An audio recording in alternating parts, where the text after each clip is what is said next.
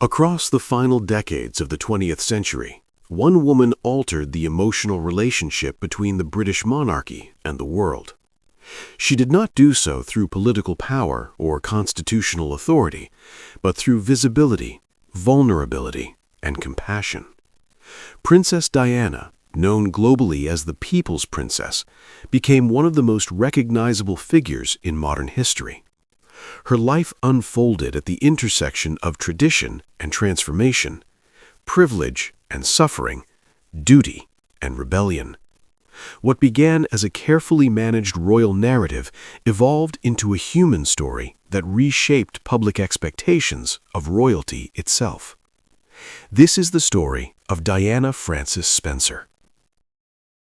Diana was born on July 1, 1961, at Park House, Sandringham, a property owned by the Crown and leased to her family. The Spencer family belonged to Britain's aristocratic elite. For centuries, they had served monarchs as courtiers, soldiers, and advisors. Diana's bloodline placed her close to royalty, yet far from its inner machinery. Her early years were marked not by grandeur, but by emotional instability. Diana's parents endured a bitter marriage that ended in divorce when she was young. Custody battles followed. Diana would later describe her childhood as lonely and unsettled. The absence of emotional security shaped her personality profoundly. She grew up shy, introspective, and eager to please. Academically, she struggled. She failed her O-levels twice and left formal education early. But she demonstrated exceptional emotional awareness. Diana was deeply sensitive to the feelings of others, especially those in distress. Even as a teenager, she showed an instinctive empathy that would later define her public role. By the late 1970s, the British monarchy faced a quiet crisis. Public trust in institutions was eroding. Economic hardship, political unrest, and cultural change were reshaping Britain. At the same time, Prince Charles, heir to the throne, remained unmarried. The monarchy needed stability, continuity, and a future queen. Diana Spencer appeared to meet every requirement. She was young, aristocratic, English, and seemingly untouched by scandal. She worked as a kindergarten assistant and lived modestly in a shared flat. To the public, she represented innocence and approachability. To the palace, she represented suitability. Prince Charles first noticed Diana while courting her older sister, Sarah Spencer. Their relationship developed quietly, but with immense pressure behind the scenes. Diana was just 19 years old when the courtship became serious. She had little understanding of royal life and no preparation for its demands.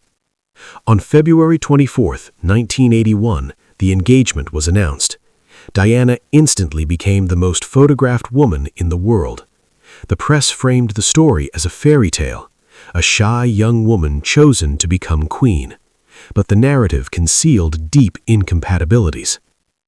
On July 29, 1981, Diana married Prince Charles at St. Paul's Cathedral. Nearly 750 million people watched the ceremony worldwide. Her wedding dress became iconic. The spectacle was flawless. The marriage was not. From the beginning, Diana struggled within the rigid structure of the monarchy. She found palace life isolating and emotionally cold. Her husband, preoccupied with duty and emotionally attached to Camilla Parker Bowles, was distant. Diana later said she felt unsupported and dismissed. The strain manifested physically and psychologically. Diana developed bulimia, anxiety, and episodes of severe depression. At a time when mental health was rarely discussed, the palace discouraged openness. Strength was equated with silence. Despite these struggles, Diana fulfilled her public role with increasing confidence. In 1982, she gave birth to Prince William. In 1984, Prince Harry followed. Motherhood transformed her priorities. Diana was determined to raise her children differently. She broke with royal tradition. She insisted on direct involvement in their upbringing. She took them to public schools, theme parks, fast food restaurants, and homeless shelters. She wanted them to see reality, not just ceremony. Her approach humanized the monarchy in a way unseen for generations. As Diana matured, her public presence evolved. She connected with people instinctively. She listened intently, made eye contact, and offered physical comfort. These gestures, simple yet radical within royal protocol, resonated deeply with the public. Her humanitarian work became central to her identity. During the AIDS crisis of the 1980s, fear and misinformation dominated public discourse. Patients were often treated as untouchable. Diana challenged this stigma directly. She shook hands with AIDS patients without gloves. The images circled the globe and altered public perception.